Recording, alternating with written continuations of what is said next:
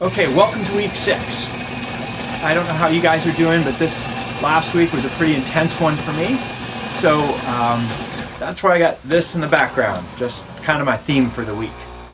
This week what we got for you is a little bit of a technical deep dive. The first thing is a reading, and the reading isn't very technical. The reading is a design compendium. It's a document that a design firm put together looking at different models of the way that different people do design.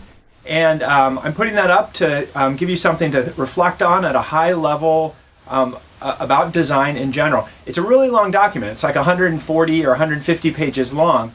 And so I think it's important to just make sure that I'm clear about expectations about how you would read that. I expect you to spend maybe 30 minutes on it max.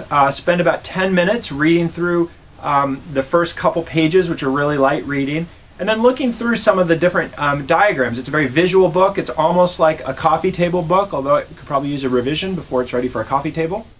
Then after you spend about 10 minutes kind of flipping through and getting the layout of the land, then spend 20 minutes reading some of the specifics of the different models of design that they talk about.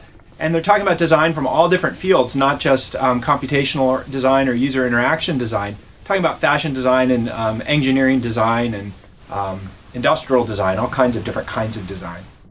So I don't want you to spend a lot of time on it. I just want it to be a resource for you, and I want it to get you thinking about what happens during the design process. And a lot of you have been sharing links that have looked a little bit like this document as well. And so it's not something that should be totally far afield. But limit yourself to about 30 minutes for that reading, and then there's a short discussion associated with it. Next week we'll do just a comment time on what you guys post in this week on that discussion.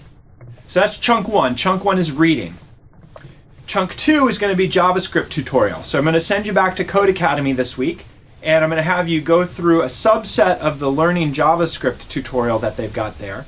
I'd like you to do the first 4 sections of that, and that's going to be walking through things like basic variables, how you do math in JavaScript, how you do loops, what an array is, and what functions are. I'd like you to walk through that.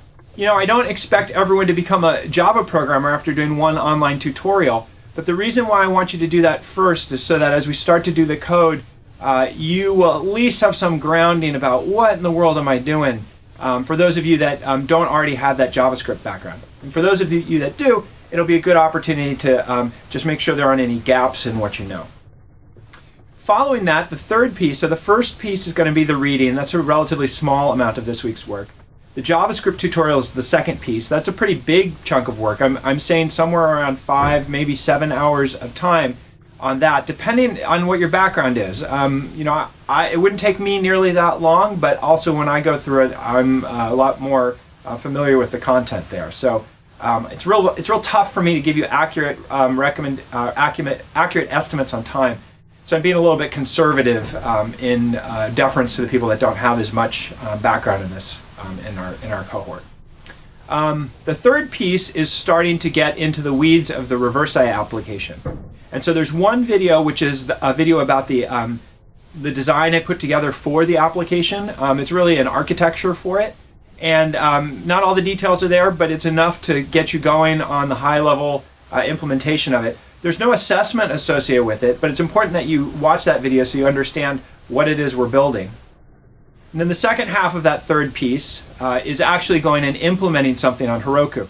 This is the setup part of the application, and so the setup part has got a lot of moving pieces. Again, we're taking Heroku, we're taking GitHub, and we're taking your local hard drive, and we're connecting all 3 of those things together. It's going to be a new project, different from the one that we've been using for our sample, our demonstrations of responsive CSS and things like that. And so at the end of this week, you should have some familiarity with JavaScript. You should be able to talk about design at a really high level, and you should have a working web server running on Heroku from which we're going to build the rest of our application. So I hope to get caught up on some of the messages that you guys have been sending me shortly. Thank you for your patience, and I'll be looking forward to seeing you online. Thanks.